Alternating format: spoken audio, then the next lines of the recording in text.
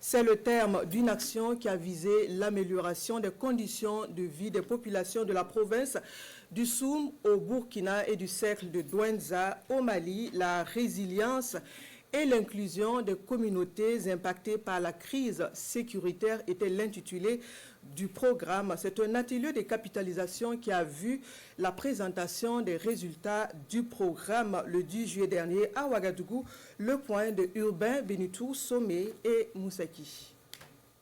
Après 4 années de mise en œuvre du programme d'appui à la résilience et l'inclusion des communautés Mali-Burkina-Parik, les acteurs dressent ici le bilan des activités.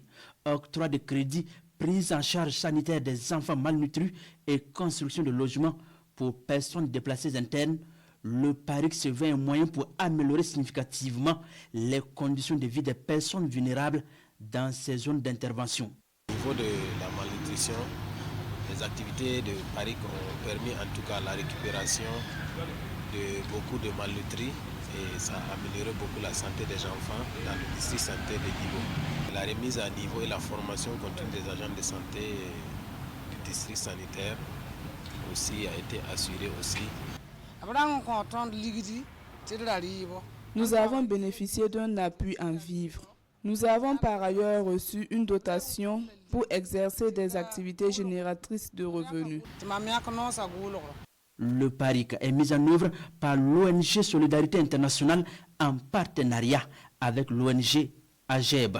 Les zones de mise en œuvre sont la province du Soum au Burkina et le cercle d'Ouentza au Mali.